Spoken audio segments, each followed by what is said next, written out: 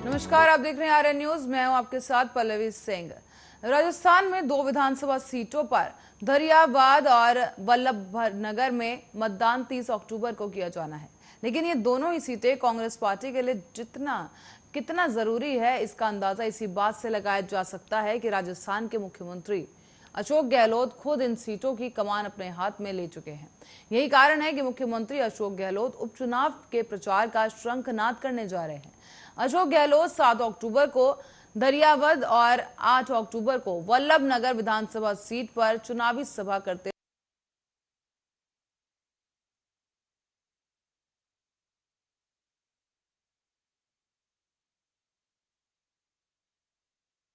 मंत्री अशोक गहलोत वल्लभनगर में 3 चुनावी सभाओं को संबोधित भी करेंगे।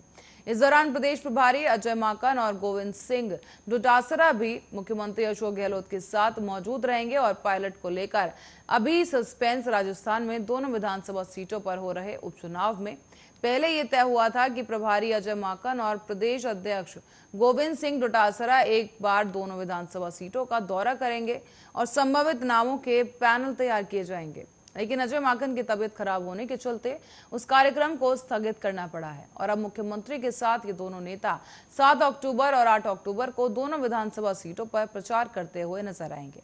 हालांकि जिस तरह से पिछली बार 3 विधानसभा सीटों सुजानगढ़, राजसमंद और सहाड़ा में नामांकन के समय सचिन पायलट भी इन नेताओं के साथ मौजूद रहे थे, इस बार भी सचिन पायलट दोनों विधानसभा सीटों में मुख्यमंत्री, प्रदेश अध्यक्ष और प्रदेश प्रभारी के साथ मौजूद रहेंगे या नहीं, यह भी इस पर सस्पेंस बना हुआ है।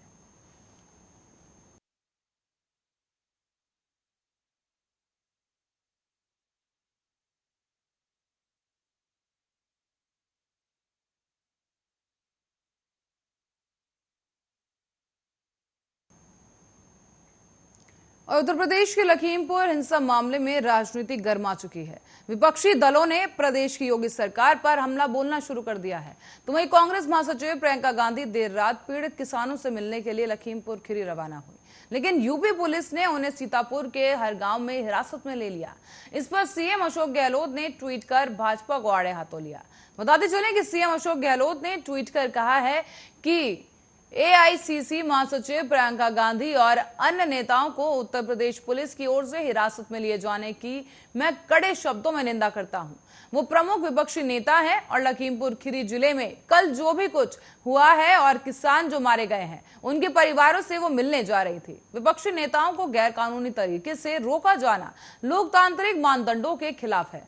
पहले शांतिपूर्ण विरोध प्रदर्शन कर रहे किसानों पर भाजपा नेताओं के काफिले ने गाड़ियां चढ़ा दी और उनके साथ बर्बरता से उन्हें मार दिया गया।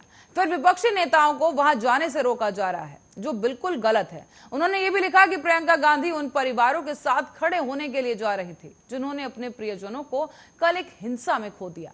इस कर्तव्य निर्वहन के लिए उनको रोकना पूर्णतः अनुचित है। भाजपा सरकार का यह मानवीय चेहरा पूरी तरह से अब सामने आ चुका है।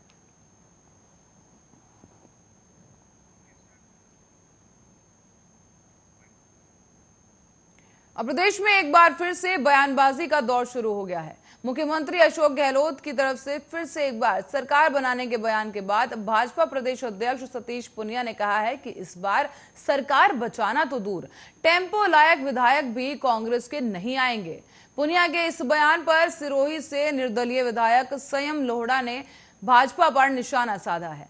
बता दें कि निर्दलीय विधायक संयम लोहड़ा ने ट्वीट कर कहा कि राजस्थान और महाराष्ट्र में मुंह की खाई और प्रदेश अध्यक्ष इस्तीफा देकर उपचुनाव करवा ले तो खुद को सीट भी नहीं बचा पाएंगे। अक्सर अपने बेबाक बयानों को लेकर सुर्खियों में रहने वाले सिरोही विधायक संयम ने ट्वीट के जरिए भाजपा प्रदेश अध्यक्ष सतीश पुनिया पर यह हमला किया है। साथ ही संयम ने यह भी ट्वीट कर कहा है कि मध्य प्रदेश, कर्नाटक, गोवा हारे और विधायक खरीद कर सरकार गिराई। बंगाल, केरल, तमिलनाडु के वहां पर कमल में कीचड़ फैला नहीं सके और अब राजस्थान और महाराष्ट्र में मुंह की खाई और इस्तीफा देखकर देख लो, खुद को विधानसभा सीट भी नहीं बचा पाओगे।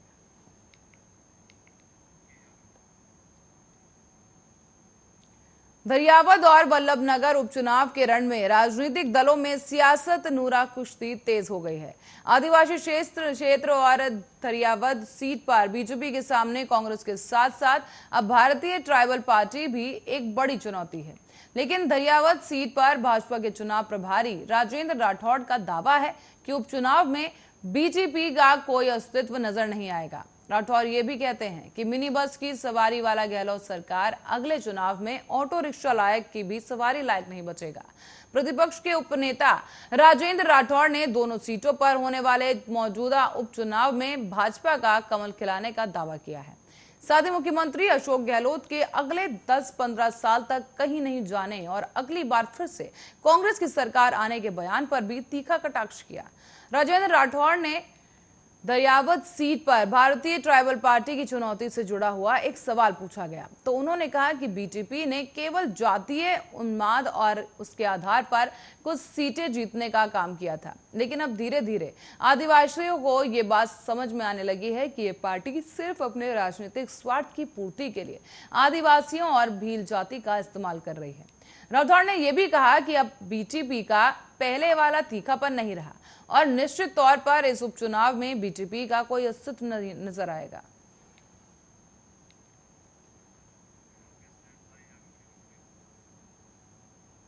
और लखीमपुर खीरी में किसानों की मौत के बाद अब उत्तराखंड के किसान भी गुस्से में हैं।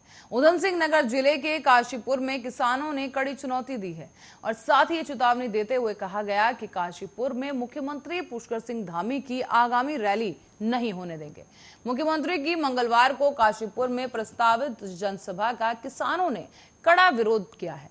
चेतावनी भी दी गई कि अगर मुख्यमंत्री काशीपुर आते हैं तो किसान हेलीपैड पर बैठ जाएंगे, ट्रैक्टर ट्रॉली लेकर हेलीपैड में घुस जाएंगे और टेंट उखाड़कर फेंक दिए जाएंगे। किसी भी हालत में मुख्यमंत्री को काशीपुर में रैली नहीं करने दी जाएगी। किसानों से अब और शांति की उम्मीद सरकार न करे। संयुक्त किसान मोर्चा के आह्वान पर सोमवार की सुबह सैकड़ों की संख्या में किसान काशीपुर नवीन मंडी में एकत्रित हुए, जहां पर किसानों ने रुद्रपुर पहुंचकर कलेक्ट्रेट का घेराव करने की भी घोषणा की। इस दौरान भारतीय किसान यूनियन युवा विंग के प्रदेश अध्यक्ष जितेंद्र सिंह जीतू ने पत्रकारों से बातचीत की। साथ ही कहा गया कि मुख्यमंत्री का काशीपुर आने पर कड़ा विरोध किया जाएगा। जितेंद्र सिंह जीतू ने कहा है कि 7 किसान शहीद हो गए और दर्जनों घायल हैं।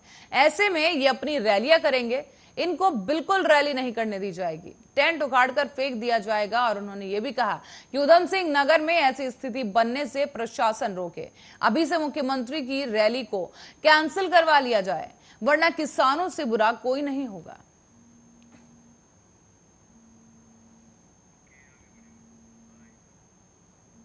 और उत्तराखंड के हरिद्वार में वैदिक कन्या गुरुकुल में एक साध्वी ने रविवार को बिल्डिंग से कूदकर आत्महत्या कर ली है। साध्वी दिव्या की संदिग्ध परिस्थितियों में आत्महत्या की वजह से अब पतंजलि में हड़कंप मच गया है। पुलिस को मौके से एक सुसाइड नोट भी मिला और घटना की जानकारी मिलने के फौरन बाद पुलिस मौके पर पहुंची और घटना की जांच शुरू कर दी। हालांकि अभी तक ये पता नहीं चल सका है कि साध्वी ने आत्महत्या क्यों की। बताते चलें कि बहादुराबाद के थानाध्यक्ष प्रशिक्षु डिप्टी एसपी प्रभारी परवेज अली का कहना है कि वैदिक कन्या गुरुकुल में एक साध्वी जिसका नाम दिव्या है, उसने बिल्डिंग से कूदकर आत्महत्या की। उन्होंने ये भी कहा कि साध्वी के पास से एक सुसाइड नोट भी मिला है, जिसमें धार्मिक बातों का जिक्र किया गया। शव को घटना स्थल पर वैदिक कन्या गुरुकुल में ही रखा गया और साध्वी के परिजनों को घटना के बारे में जानकारी दी गई। वहीं मध्य प्रदेश की रहने वाली वो साध्वी और पिछले 6 सालों से वो वैदिक कन्या आचार्य कुलम में ही रह रही थी। पुलिस का यह कहना है कि साध्वी को घटना के तुरंत बाद अस्पताल भी ले जाया गया, लेकिन तब तक उनकी मौत हो चुकी थी। पुलिस ने साध्वी के शव को फिलहाल पोस्टमार्टम के लिए भेज दिया है और पुलिस आगे की जांच में जुट चुकी है।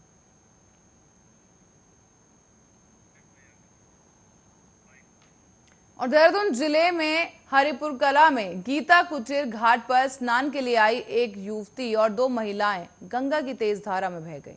मौके पर पहुंची पुलिस की टीम और एसडीआरएफ ने उनकी खोजबीन शुरू कर दी, लेकिन अभी तक उनका कोई पता नहीं चल पाया है। बताते चले तीनों हरियाणा के सज्जनों के साथ उत्तराखंड घूमने आई थी और इस दौरान रात को वो हरिपुर कला में एक आश्रम में रुकी हुई थी। हरिपुर कला के चौकी इंचार्ज प्रेम सिंह नेगी ने ये बताया है कि बहने वालों का नाम कुसुम, सीमा, नेहा, सभी निवासी सोनीपत, हरियाणा से हैं। साथ ही आपको बताते चले कि घटना से उनके साथ आए सभी परिजनों में भी फिलहाल कोहराम मच चुका है। इस दौरान बताते चलें कि पहले भी इस घाट पर तीर्थयात्रियों के बहाने बहने की घटनाएं हो चुकी हैं और अब इन दोनों महिलाओं के बहने की खबर सामने आई है, जिसके बाद आपको बता दें इलाके में भी हड़कंप का माहौल है। हरिद्वार जिले की सीमा पर स्थित इस घाट पर सुरक्षा के पर्याप्त इंतजाम नहीं है, तो वहीं इस जगह पर बहाव भी काफी तेज बताया जा रहा है, जिसकी जानकारी यात्रियों को नहीं हो पाती। ऐसे में प्रशासन ने भी यहां पर यात्रियों को घाट के खतरनाक होने की जानकारी देने की या फिर सुरक्षा के कोई उपाय नहीं किए हुए।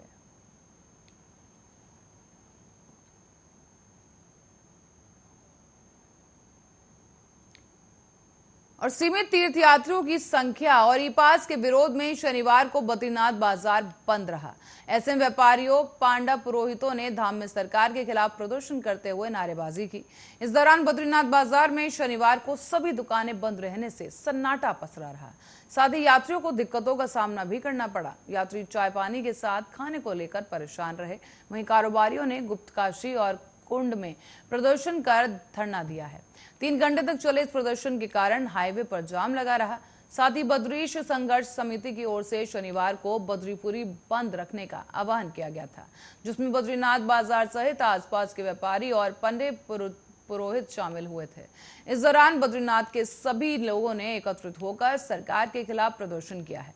इस दौरान समिति के अध्यक्ष राजेश मेहता ने कहा कि चारों धाम में सीमित संख्या में यात्रियों को आने की अनुमति से यात्रा रूट के व्यापारी परेशान है। साथ ही ई पास के कारण देश के कई हिस्सों से आने वाले तीर्थयात्रियों को भी दिक्कतों का सामना करना पड़ा। ऐसे में देवस्थानम बोर्ड और पोर्टल में रजिस्ट्रेशन न होने और ई पास नहीं होने से बद्रीनाथ धाम के करीब पहुंचकर पांडुकेश्वर पहुंचकर यात्रियों को वापस लौटना पड़ रहा है। बताते चले कि व्यापार मंडल अध्यक्ष विनोद नवानी ने समिति तीर्थयात्रियों के संख्या और ई पास खत्म करने की मांग की है। कहा गया है कि अगर सरकार तीर्थयात्रियों की संख्या समिति ही रखती है तो फिर आंदोलन को लेकर आगे की रणनीति तैयार की जाएगी।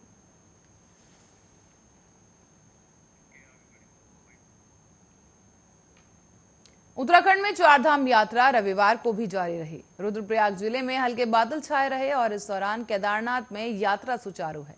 चमोली में मौसम सामान्य रहा, जबकि बद्रीनाथ धाम और हेमकुंड साहिब यात्रा भी सुचारू है। बताते चलें कि यमुनोत्री घाट में हल्के बादल छाए हुए हैं और इस दौरान शनिवार से ही यात्रियों की आवाजाही में बढ़त आई है। वहीं रविवार को भगवान बद्रीनाथ के दर्शन के लिए आए हुए सहारनपुर के श्रद्धालु अवध बिहारी के मंदिर परिसर में अचानक उनकी तबीयत बिगड़ गई और वो बेहोश होकर नीचे गिर गए। काफी कोशिश करने के बाद भी वो होश में नहीं आए और उन्हें स्थानीय अस्पताल ले जाया गया है, जहां डॉक्टरों ने बताया है कि वो उनकी मृत्यु हो चुकी है। मृतक के भाई राम बिहारी ने बताया कि उनको हार्ट की प्रॉब्लम थी और उनकी बाईपास सर्जरी भी हुई थी। आध्यात्मिक सुधारू जग्गी वासुदेव ने हेलीकॉप्टर से केदारनाथ पहुंचकर बाबा केदार के दर्शन किए और साथ ही उन्होंने बताया कि वो कई दिनों से देवभूमि उत्तराखंड का भ्रमण कर रहे हैं।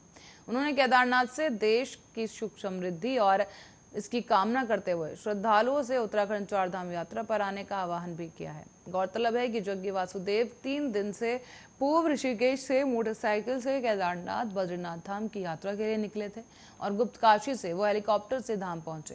केदारनाथ से वापस गुप्तकाशी पहुंचकर वो मोटरसाइकिल से बद्रीनाथ के लिए रवाना हो गए और उनके भक्त वाहन के साथ चल रहे हैं।